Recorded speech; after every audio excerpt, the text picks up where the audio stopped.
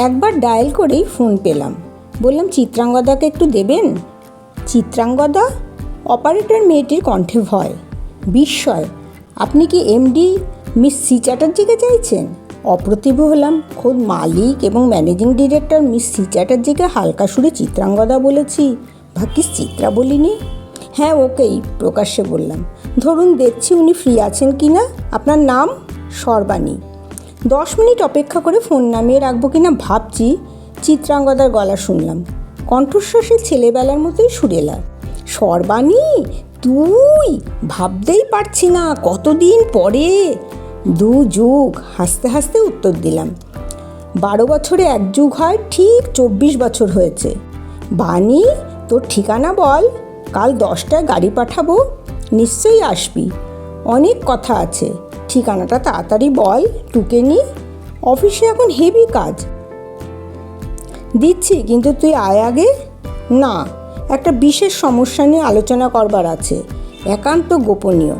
তোর বাড়িতে হবে না, বিশ্বাস কর। অনেক দিন থেকে মনে মনে তোকে ডাকছিলাম, দেখা হলে সব বলবো। কাল কটায় গাড়ি পাঠাবো? 10টায় ওরা বেরিয়ে যায়, ঠিক 11টায় তৈরি থাকিস। আমার বাড়িতে খাবি, কাল অফিসে আসবো না। ছেলেবেলায় চিত্রাঙ্গদার পাশের বাড়িতে বেশ কিছুদিন, প্রায় 6 বছর ছিলাম আমরা। বাবা সরকারি অফিসার, বদলির চাকরি। অফিস থেকেই এ বাড়ির ভাড়া দেওয়া হতো। তখন আমার বয়স 7 কি 8। এখানে এসেই দেখেছিলাম পাশের বাড়িতেই আমার সমবয়সী একজন আছে। সে মেয়ে কি ছেলে তা বুঝতে অবশ্য আমার কয়েকদিন লেগেছিল। যেদিন ও স্কুল গাড়িতে উঠতে যাচ্ছে আর ওর মা দোতলার জানালা থেকে ডাকলেন, চিত্রাঙ্গদা, সেদিন বুঝতে পারলাম ও মেয়ে। বয়স কম হলেও এইটুকু জানতাম যে চিত্রাঙ্গদা কোনো ছেলের নাম হতে পারে না। বাবা সিনিয়র অফিসার, অফিস থেকে গাড়ি পেতেন, মাইনের অঙ্কও ছিল লোভনীয়। কিন্তু আমাদের গৃহস্থালী চলত সাবেকি চালে। থান পরনে কদম ছাড় চুল ঠাকুরমা সারাক্ষণ তার ঠাকুরকে শকরির হাত থেকে বাঁচাবার জন্য চেঁচামেচি করতেন। শাঁখা, সোনার চুড়ি, সিঁদুর মাথায় মা রান্নাঘর সামলাতে ব্যস্ত। যদিও রান্নার ঠাকুর ছিল, কাকিমা ঘর গুছোবার ভার নিয়ে অবিরাম গজগজ করছেন। বড় ছোট মিলে কাজ করবার লোক অনেক। বিয়ে বাড়ির মতো হই হই সর্বদা লেগে থাকতো। এত গোলমাল ভালো লাগতো না আমার। স্কুল থেকে ফিরেই ছাদে যেতাম, তাকিয়ে দেখতাম পাশের বাড়ির সবুজ মোটা পর্দা ঢাকা ঘরগুলি, শান্ত নীরব, যেন বাড়ি নয়, একটা গাছ। দ্বিতীয় দিনে ওকে দেখেছিলাম, ওদের ছাদে একা বেড়াচ্ছে। আমার দিকে তাকিয়েছিল কয়েকবার। যেদিন জানতে পারলাম ওর নাম চিত্রাঙ্গদা, সেই বিকেলেই ওদের বাড়ির দিকের ছাদের কার্নিশে দাঁড়ালাম। আমাকে দেখেও এগিয়ে এলো। মাত্র 2 হাতের ব্যবধানে মুখোমুখি দাঁড়িয়েছি আমরা। এই, তুমি আমাদের বাড়িতে আসবে? প্রথম কথা চিত্রাঙ্গদাই বলল। তোমাদের বাড়ি কেন? আমি একা থাকি তো, ভাই বোন কেউ নেই। তুমি এলে বেশ খেলতে পারবো, গল্প করতে পারবো। তুমি আমার বন্ধু হবে। ছেলেদের মতো চুল, ছেলেদের পোশাক পরনে এই মেয়েটির সঙ্গে আমার বাড়ির লোকেরা, বিশেষত ঠাকুরমা, বন্ধুত্ব করতে দেবেন কি না সে বিষয়ে আমার মনে সন্দেহ ছিল। বললাম, তোমার বাড়ি যেতে পারবো কি না কাল বলবো। সৌভাগ্যক্রমে যখন এই প্রসঙ্গ তুলেছিলাম তখন বাবা উপস্থিত ছিলেন। আমরা খাচ্ছিলাম। ঠাকুরমা মালা হাতে দাঁড়িয়ে তদারক করছিলেন। ওর বিশ্বাস ছিল দাঁড়িয়ে থাকলে দেহের সুচিতা নষ্ট হয় না। মা যথারীতি রান্নাঘরে, কাকিমা পরিবেশন করছিলেন। মিস্টার চ্যাটার্জির মেয়ে তো, বাবা বললেন। যাবি না কেন? ওরা বনেদি ভদ্রলোক, অবশ্য খুব বড় লোক না, তবে পরিবারটি ভালো। ঠাকুরমা চিত্রাঙ্গদাকে দেখেননি, কাজে কোনো মন্তব্য করলেন না। কাকিমা মুখ বেঁকালেন, কিন্তু বাবার আদেশের বিরুদ্ধে কথা বলবার সাহস তার নেই। অনুমতি পেয়ে গেলাম। পরের দিন বিকেলে বললাম, যাবো তোমার বাড়ি, আজই, এখনই এসো। ব্যগ্র কণ্ঠে বলল, মা বাবা বিয়ে বাড়িতে গেছেন, আমি কামিনীর মাকে নিয়ে নিচে যাচ্ছি, তুমিও নিচে এসো। কাকিমাকে জানিয়ে ওর বাড়ি গেলাম। দোতলায় ওর ঘর, সুন্দর সাজানো, লাগোয়া বাথরুম। প্রথমেই চিত্রাঙ্গদা চিত্রা এবং সর্বাণী বাণী হয়ে গেল। তোমার মাকে বলেছিলে? প্রশ্ন করলাম। কি, আমার আসবার কথা? হ্যাঁ, মা নিজেই বলেছেন, মিস্টার ঘোষের মেয়ে তোমার সমবয়সী, শুনেছি ক্লাসে প্রথম হয়ে প্রমোশন পায়, অবশ্য বাংলা মিডিয়াম।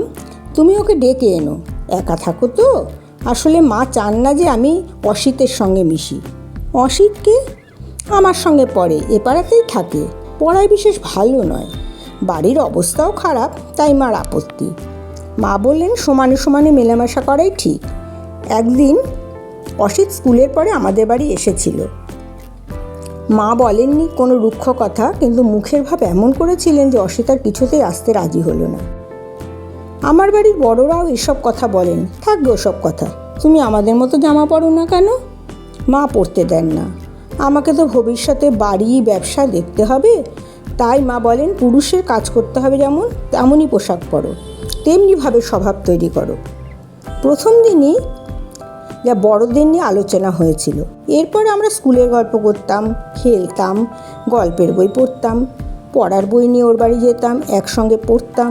ও অঙ্কে কাঁচা ছিল, আমি ওর অঙ্ক করে দিতাম, ও আমার হোম টাস্ক ইংরেজি এসে লিখে দিত।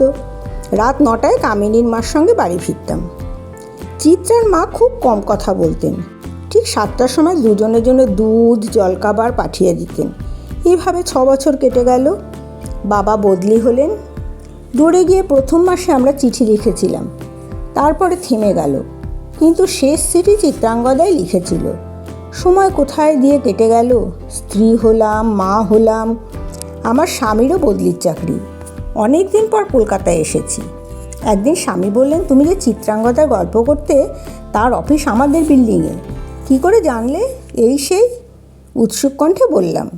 কোম্পানির নাম মিলে যাচ্ছে, তোমার বাবার কাছে ওদের কোম্পানির নাম শুনেছিলাম। তাছাড়া তুমি পোশাকের বিবরণ যেরকম দিয়েছিলে, এখনও ছেলেদের পোশাক পরে নাকি? হ্যাঁ, সেই জন্যই তো ওকে নিয়ে সমালোচনা হচ্ছিল, নইলে এত বড় বাড়িতে কোথায় কোন অফিস আছে কে আর খোঁজ রাখে? তুমি আমাকে ফোন নাম্বার এনে দিও, ফোন করব। যদি দেখি এসে নয় ক্ষমা চেয়ে নেব, আর যদি মিলে যায় খুব মজা, বাল্যবান্ধবী, স্বামী হাসতে হাসতে বললেন। পরদিন বেলা 10টায় গাড়ি এলো, ছেলে মেয়ে স্কুলে, স্বামী অফিসে। কাজের মেয়েকে বিকেলে জলখাবার সম্পর্কে উপদেশ দিয়ে গাড়িতে উঠলাম। চিত্রাঙ্গদার বাড়ি সে একই রকম রয়েছে, সাদা দেওয়াল, সবুজ পর্দা। গাড়ি থামতে চিত্রা নেমে এলো, আর লাঠি হাতে এক বুড়ি। কামিনীর মাকে মনে আছে তোর? চিত্রা হাসতে হাসতে বলল, এই সেই কামিনীর মা। ভালো আছো? কামিনীর মার দিকে তাকিয়ে হাসি মুখে বললাম। ও কানে শুনতে পায় না, তবে এটুকু বুঝতে পেরেছে যে তুই ওকে চিনতে পেরেছিস। চল ওপরে চল। সেই পুরনো ঘর, আসবাব বদলে গেছে, ম্যানেজিং ডিরেক্টরের উপযোগী আসবাব। ঘরে ঢুকতে গিয়ে থমকে বললাম, আগে মাসিমার সঙ্গে দেখা করে আসি। দেরি হবে, চিত্রা টানলো, আগে বস। কি দেরি হবে? বলেছি যে মায়ের সঙ্গে দেখা করতে দেরি হবে, আগে বুড়ি হবি, মরবি, তবে তো দেখা পাবি। কবে মারা গেছেন? 5 বছর। তুই একটু মোটা হয়েছিস, তাতে অবশ্য তোকে ভালো লাগছে। তুই আগের মতো স্লিমই আছিস, বললাম ভদ্রতা করে। আসলে রোগা আর শুকনো দেখাচ্ছিল ওকে। তুই কটার সময় খাস? প্রশ্ন করল চিত্রা। আমি? ওরা বেরিয়ে গেলে 11টা নাগাদ। তাহলে চল আগে খেয়ে নি। কটায় ফিরতে চাস? 6টার মধ্যে ফিরলেই হবে। ছেলে মেয়ে জলখাবার খেয়ে খেলতে চলে যাবে, কিন্তু উনি ফিরলে খেলার সাথে তোমাকে চাই। চিত্রা হেসে বলল, তুই আজকাল বেশ অশ্লীল হয়েছিস দেখছি। কপট রাগ দেখিয়ে বললাম, অশ্লীল হতে পারলাম কই? পারলে জীবন এত ট্র্যাজিক হতো না। বিছানায় পাশাপাশি শুয়ে প্রথমেই প্রশ্ন করলাম, চিত্রা তুই বিয়ে করলি না কেন? করিনি, কারণ কাউকে পাইনি, কাজেই বিয়ে হয়নি বলাই ঠিক। বাহ, এত হেজিপেজির বিয়ে হচ্ছে। হেজিপেজি বলেই হচ্ছে, ওদের তো ভাবতে হচ্ছে না বিবাহ প্রার্থী ভদ্রলোক জীবনসঙ্গিনী খুঁজছেন, না বিয়ের ফাঁদ পেতে মহিলাকে হাতিয়ে নিয়ে বাড়ি গাড়ি ব্যবসার মালিক হতে চাইছেন। সিনিকের মতো কথা বলিস না, ধমকে উঠলাম। ছেলেবেলায় তুই কি সহজ সরল ছিলি, ঘা খেয়ে খেয়ে কঠিন গরল হয়ে গেছি। তিক্ত কণ্ঠে উত্তর দিল চিত্রা। ন্যাবা রোগীর মতো তুই সব হলদে দেখছিস, তাই বীর তোর সুখের অন্তরায় হয়ে দাঁড়িয়েছে। আমার পৃথিবীর রং সত্যিই হলদে, উজ্জ্বল লালচে হলুদ নয়, মরা সোনার মতো বিবর্ণ। দেখলে বিতৃষ্ণা জাগে মনে, কিন্তু অন্যের কাছে তার মূল্য আছে। পুরুষ পোশাক বর্মে অনেককে ঠকিয়ে দিয়েছিলাম, কাছে আসতেই ভয় পেয়েছিল তারা। তবু কয়েকজন অন্তত লোভী এগিয়েছিল। মুখোশের আড়ালে ঢাকা তাদের প্রকৃত মুখ চিনতে দেরি হয়নি আমার। কিন্তু এভাবে একা সারা জীবন কি করব? উঠে বসলো চিত্রা। আমার কি মনে হয় না কেউ আমার পাশে থাকুক? অন্ধকারে ঘুমের ঘোরে শূন্য দেওয়ালে যখন হাত থেকে যায় তখন কি প্রাণ হাহাকার করে ওঠে না? আর সবচেয়ে দুঃখের কথা কি জানিস বানি? প্রেম পেয়েছিলাম, হেলায় হারিয়েছি। মানে? আমি উঠে বসলাম ওর মুখোমুখি। তোকে অসিতের কথা বলেছিলাম? প্রথম দিন বলেছিলি। তুই চলে যাবার পর ভীষণ একা হয়ে গেলাম। অসিতকে বাড়িতে আনতে পারতাম না, কিন্তু স্কুলে অবসর সময় আমরা একসঙ্গে সারাক্ষণ গল্প করতাম, সব কথা ওকে বলতাম। অনেক গুণ ছিল ওর। নিচু গলায় মিষ্টি সুরে চমৎকার রবীন্দ্রসঙ্গীত গাইত ও। একটা গানের লাইন বারবার গেয়েছিল বলে আজও আমার মনে আছে। বল, খোলো খোলো দ্বার রাখিও না আর বাহিরে আমায় দাঁড়ায়। দরজা খুললি না কেন? তখন প্রচণ্ড জেদ মনে। বাড়ি ব্যবসা রক্ষা করব, ছেলের কর্তব্য করব, এখন সেই অহংকারে মাসুল গুনছি। তোদের ছাড়াছাড়ি কবে হলো? স্কুলের 12 ক্লাস শেষ হবার পর। আমি ভালোভাবে পাশ করেছিলাম, ও কোনো রকমে। পরীক্ষার কিছুদিন আগে ওর বাবা মারা গিয়েছিলেন। ভদ্রলোক সামান্য চাকরি করতেন, নিজেকে বঞ্চিত করে ছেলেকে নামি দামি স্কুলে পড়িয়েছিলেন। আর ওর মা? প্রসবের সময় ডাক্তারবাবু যখন বললেন দুজনকে বাঁচানো যাবে না, তখন ওর মা ডাক্তারের হাত ধরে শপথ করিয়ে নিয়েছিলেন তিনি যেন সন্তানকেই বাঁচাবার চেষ্টা করেন। এত ভালোবাসার মধ্যে যে জন্মেছে তার মনে ভালোবাসা থাকবে না কেন? তারপর তুই কলকাতার কলেজে ভর্তি এলে। আর অসিত জলপাইগুড়িতে দুঃসম্পর্কের আত্মীয়ের বাড়ি চলে গেল। তা তুই ওর খোঁজ করছিস না কেন? আমি জানি, তবে প্রথম দিকে আমি খুব ব্যস্ত ছিলাম। বাবা অসুস্থ হয়ে দীর্ঘদিন শয্যাশায়ী ছিলেন, পরীক্ষা দেওয়া হলো না। অফিসে যেতে শুরু করলাম মাত্র 1 বছর আগে আমি ওকে দেখলাম। কোথায়? গাড়ি চালিয়ে আসছি, রাস্তার পাশে গাছের নিচে কে একজন বসে আছে আকাশের দিকে তাকিয়ে। বসার ভঙ্গি খুব পরিচিত। গাড়ি পার্ক করে সামনে দাঁড়ালাম। ঠিক অনুমান। অসিত। কি করলি? বললাম, চিনতে পারছো? ও হাসি মুখে তাকিয়ে বলল, চিত্রা। এমনভাবে বলল যেন 1 ঘন্টা আগেই ওর সঙ্গে আমার দেখা হয়েছে। গাড়িতে ওকে তুলে বাড়ি নিয়ে এলাম, চা খাবার দিলাম। ও শুধু চা খেলো, চলে গেল। আর আসেনি না, কিন্তু ওকে বহুবার দেখেছি। অফিস থেকে যেদিন ফিরতে দেরি হয় দেখতে পাই ও গাছের নিচে বসে আছে। তুই ডাকিস না কেন? আবার ও আমার বাড়ি জানে, ফোন নাম্বার জানে, ইচ্ছে হলে আমার সঙ্গে যোগাযোগ করতে পারে। নিশ্চয়ই বাধা আছে ওর, হয়তো বিবাহিত, হয়তো ওখানে রোজ বসে থাকে স্ত্রীর সঙ্গে একসঙ্গে ফিরবে বলে। বিবাহিত হলে তোকে এড়িয়ে চলতো না, বরঞ্চ পুরনো বন্ধুত্বের খাতিরে ভালো একটা চাকরি চাইতো। তবে পরে এলো না কেন? ও তো জানে আমি নিতান্তই একা। ওর মনে ভয়, তোর বৃত্তের এ কঠিন দরজা পার হতে পারবে না। ওর নিজের মনেই দ্বিধা রয়েছে, নিজের প্রেমকেও নিজেই সন্দেহ করছে। জানিস বানি, আমি কাঁদতে চাই, পারি না। শুধু সারা শরীর জ্বলে যায়, যন্ত্রণায় পাগলের মতো হয়ে যায়। উত্তর দিলাম না। ভাবছি তোকে যেভাবেই হোক সুখী করব বললাম অবশেষে। কেন, আমাকে এত ভালোবাসিস? বোধহয় তুই বড়লোক বলে ঠাট্টার সুরে বললাম।